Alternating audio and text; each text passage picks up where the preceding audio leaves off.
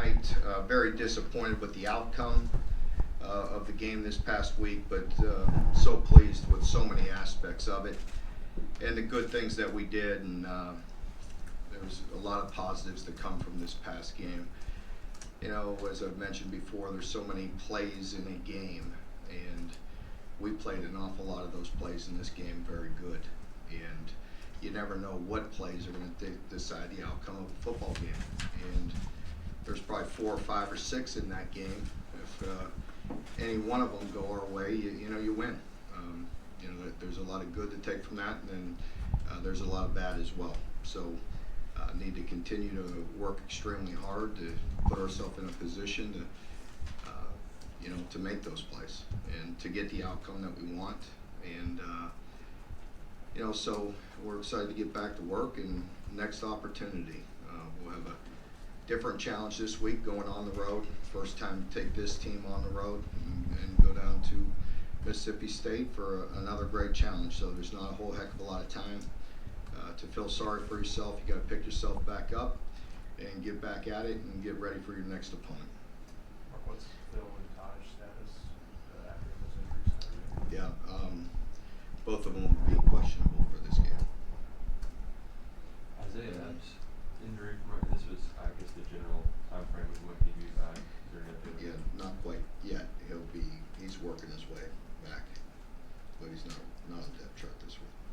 Sawyer, he made that great play after the interception to make the tackle, but it looks like he's kind of shaking his hand afterwards. Did he do anything on that play? He hurt his wrist a little bit, but he's fine. He'll be good to go. He, you know, finished out the game and didn't bother him. Mark, on a play like that, though, for a new quarterback, still trying to work his way into the team, do you think that's a kind of play that earns some respect from his teammates? Yeah, I don't think there's any doubt that's a great effort play and a desire to get him down, and what a huge play turned out to be. You know, with the defense stepping up and holding them to a field goal there, and him running them down. That was great to see, and I'm sure his teammates will respect him for that. Coach, how do you prepare for 2 quarterbacks at Mississippi State? They've been playing 2. Yeah. How do you prepare for that? There's really not much difference in what they do and how they call plays and how they run the offense. So there's really not much difference at all. Both of them are very effective at running the Q run game that they like to do, and both of them are throwing the ball well, and it's set up off of their power run game. So not much has changed. Mark, after a tough loss like that, there was always a lot of chatter about play calling and whatnot. I find it kind of entertaining. The University of Kentucky hired you as their football coach. They didn't hire anybody else. So I'd kind of like you to kind of expound on what your philosophy and strategy is in protecting a lead going into the 4th quarter. Nice try. Nice try. People are entitled to their opinions, and you know, if they didn't have any opinions, I'd be worried. You know, so you know, we, you know, just in general talking about the game and the management. You know, you're about a half yard from saying it worked to perfection. You know, we were also about 6 inches short on that 3rd down play. You know, the 3rd and 2. You know, to still run plays. You know, at that moment, you know, we run for 4 yards on 1st down at the end of the game there. Time was an issue because if you noticed, we were a little thin in the secondary. You know, so you know, killing a little bit of clock was important because of the way Florida had been moving the ball in the second half and how thin we were in the secondary. Then you run it for 4 yards again on 2nd down. Pretty efficient, I'd say, in that moment. Plus, every yard was important. You know, Florida had about 16 sacks at that point, you know, on the season, so they could disrupt you, and they had some interceptions. So, you know, we run for 4, we run for 4, burning timeouts and burning clock, and then, you know, we're running for 2, trying to get that 2. You know, that, you know, we converted. Obviously, we're going to go back in the scoring mode because the clock's below a minute at that point. And we have have time. We have plenty of time. We have all of our timeouts. So time wasn't an issue for us. It was going to be for them should we get held to a field goal. So, you know, you're a half yard short and still running plays from that thing being a, you know, people will be talking about it being a thing of beauty, you know, but it didn't. So it's not. So, you know, if the kick goes in, we still have an unbelievable good chance to win. And, you know, they had less clock, and I believe they would have had one timeout at that point. Is Chance more comfortable with longer kicks? Is that anything you noticed? He you know, he hit a good kick there. It was trying to turn, and it just stopped turning on him. Missed it by a half yard. He cannot, you know, dwell on that. You know, he hit a good kick. He put a good stroke on it. He just missed it. And so, no, I don't know if his comfort level is any higher from longer or shorter. I mean, he hits it good in practice. He'll be all right. Did you notice anything in particular on film in those short yardage situations? Because you have been so good at those the last 3 years. Yeah, we did. We had a really a missed assignment on the 4th and 1 up front. It I'm not trying to be condescending to them, but I mean we had a play, and we don't usually make those mistakes. We can't tell you how proud I am of the offensive line and the way they play. Amazingly, you know, you know, balanced in this last game. You know, very physical in the run game and hold a team like Florida to 1 sack, and that was on a missed assignment as well.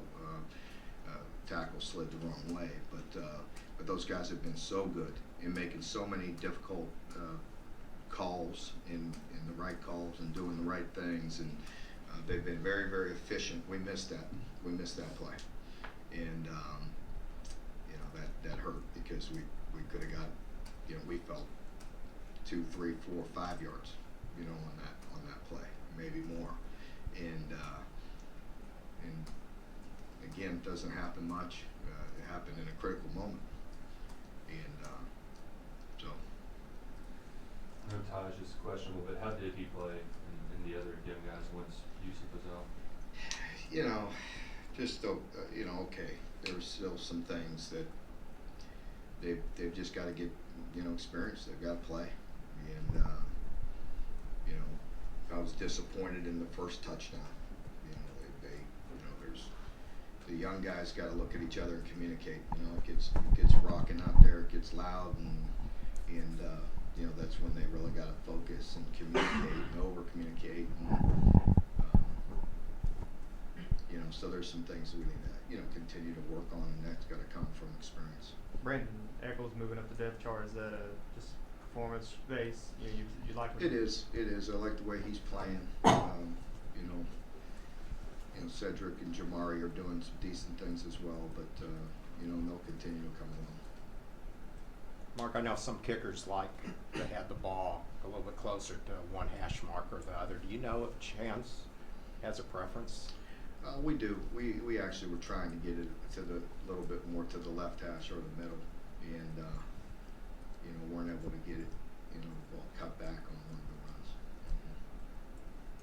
Mark, in 2017, after the Florida game, you talked after the Eastern Michigan game that, you know, the emotion just had taken a lot out of the team. Mm-hmm. How do you sort of avert that going into, you know, in this case, an SEC road game? Well, yeah. I mean, that's you know, it's a big focus this week. As you know, I talk about, you know, each situation every week, and you know, with this moving on to Mississippi State, we don't have much time to dwell on it. You know, so it's next man up. You know, next battle, next punch, next time to get another opportunity against a quality team on the road, and that's another thing. You know, with some young guys going on the road and going down there, and they'll be rocking their cowbells, and it'll be a raucous crowd, and there'll be some guys that haven't been exposed to that yet. So we'll try to get them ready for that this week. Mark, anything you want to add to your thoughts on those targeting penalties after watching on film? No, I don't want to part with 50,000. Is there any sort of appeals process with that? No, there's really not.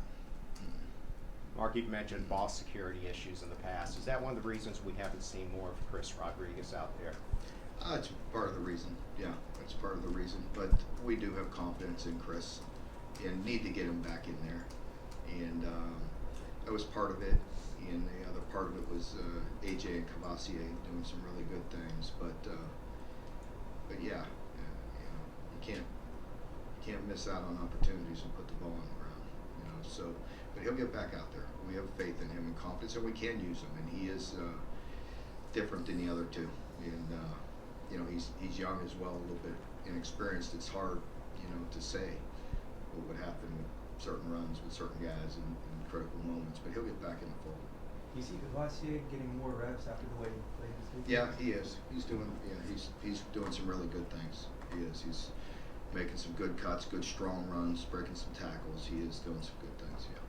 At that position in particular, I mean, people seem to make a lot of big deal out of who's number one on the depth chart, number two. But those guys, I mean, they're kind of have gotten equal carries, Exactly. It's interchangeable, and it can change. And it's not to say that it won't. But you're correct. I mean, a lot of times it's just by series and who's in there, and sometimes based on carries is how we're doing on that particular drive. But going back to your question there, John, I thought, we really had a nice plan as far as keeping Florida off balance. Also, I got to give credit to Coach Grant and the staff, because we were really efficient at moving the football and controlled a big portion of this game, and really had them off balance against a good physical team that was very disruptive. To be able to run the ball like we did, but also throw it. We threw it, more than Florida. We had more attempts than they did, and really kept them off balance. And I thought our line did a great job of keeping protection as well. A team that had that many sacks and pressures, to be able to throw it 35 plus times or whatever it was, depending on the scrambles, and only get the one sack by a missed assignment was pretty effective by our offensive line. After you watch the tape now, what were some of the things that you liked and some of the things you'd like to see Sawyer work on for this next game? Yeah, I mean, obviously the ball security with Sawyer is a big deal. I mean, he's got to protect the ball. I think early on that putting the ball down, that led to the score. He can't do that. And the interceptions, the one when we're in the red zone was a critical mistake as well. It's a big swing right there. We're going in and they get it all the way down in the red zone. It was a big one, and then there was a miscommunication on the other one that we need to work out. But Sawyer did some really good things. There's a lot to build on. First start, against Florida and playing like that, did a really good job. I thought our team, we were very physical.